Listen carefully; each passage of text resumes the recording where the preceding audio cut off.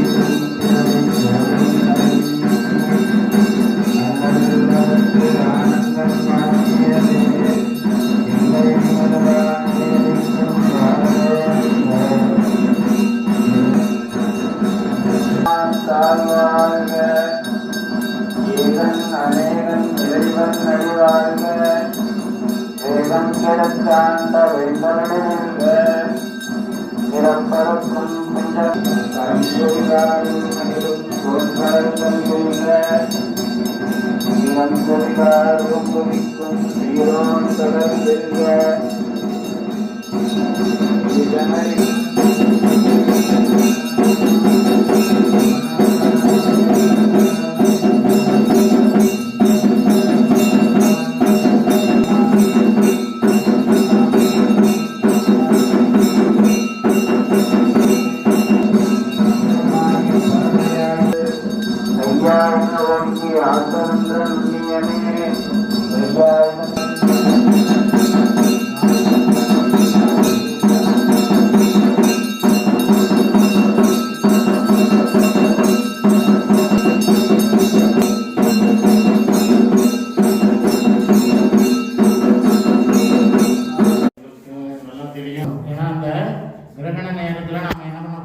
சாப்பிடக்கூடாது, தண்ணி குடிக்கக்கூடாதுன்னு சொல்கிறான்.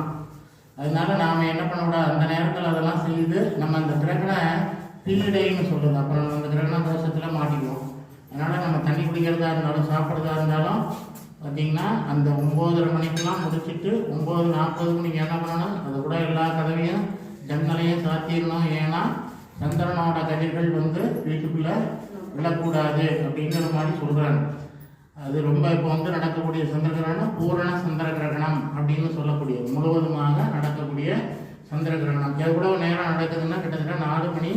இப்போ பார்த்தீங்கன்னா 9:30க்கு ஆரம்பித்தா கூட 9:30, 10:00, 11:00, 12:00, 1:30 அப்படின்னா 5 மணி நேரத்துக்கு அந்த கிரகணம் இருக்குது. ஏன்னா அந்த கிரகணத்தை நம்ம சரியாக சொல்ல மாட்டேங்கிறாங்க. சில பேர் பார்த்திங்கன்னா ஒவ்வொருத்தரும் ஒரு மாதிரி சொல்கிறாங்க. அங்கே சொல்லும் போதே சில பேர் என்ன பண்ணுறாங்கன்னா அந்த ஆரம்பிக்கிற நேரத்தை சரியாக சொல்கிறாங்க. எல்லாரும் முடிகிற நேரத்தை பார்த்தீங்கன்னா சில பேர் 1:26ங்கிறாங்க, சில பேர் 2ங்கிறாங்க, 2:30ங்கிறாங்க. அதெல்லாம் நாம் வந்து பார்க்கும்போது 1:26 தான் சரியான நேரம்.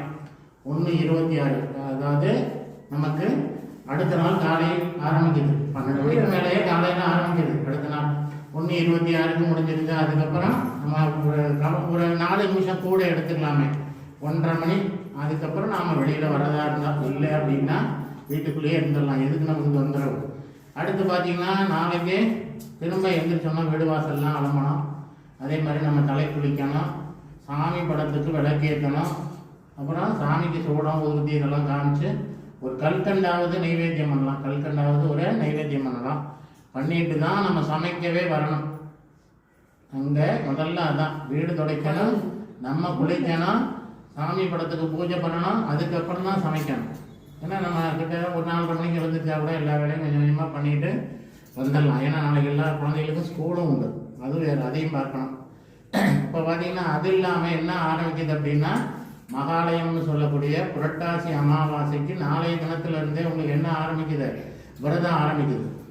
சில பேர் என்ன பண்ணுவாங்கன்னா அந்த விரதத்தை முறையாக கடைப்பிடிப்பாங்க. ஒரு வேளை மட்டுமே சாப்பிடுவாங்க. இந்த 15 நாளுமே காலையில் சாப்பிடாம ஒரு வேளை மதியம் மட்டும் சாப்பிட்டுட்டு ராத்திரி ஏதாவது டிஃபன் பண்ணிக்கலாம் அப்படின்னு சொல்லி, அதுவும் வீட்டில் அரைச்ச மாவாக இருக்குன்னா கடையிலலாம் வாங்கக்கூடாது.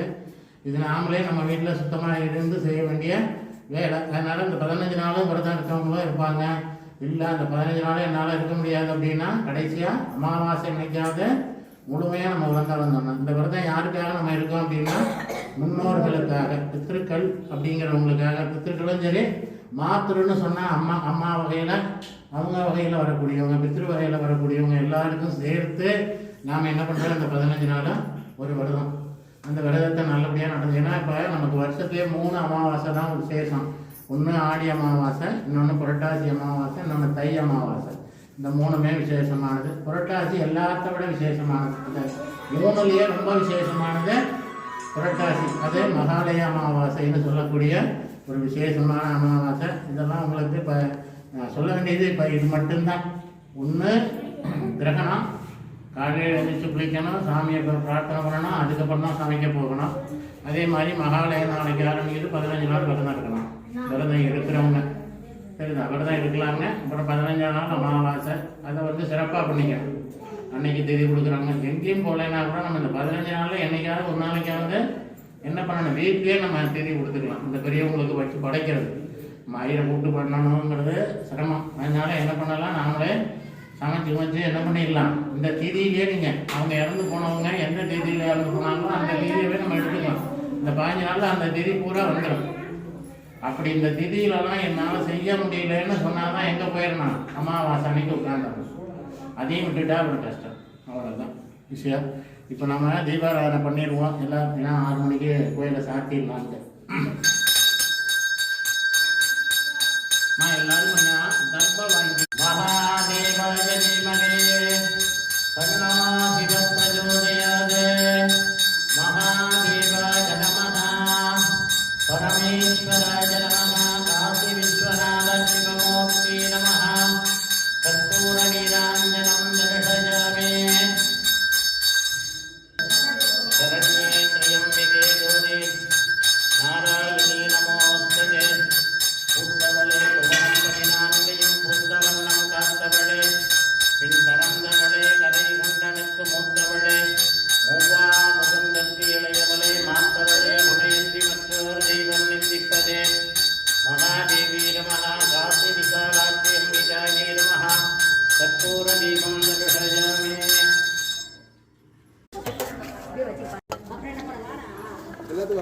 அதெல்லாம் நம்ம எக்ஸ்ட்ரா தரலாம்.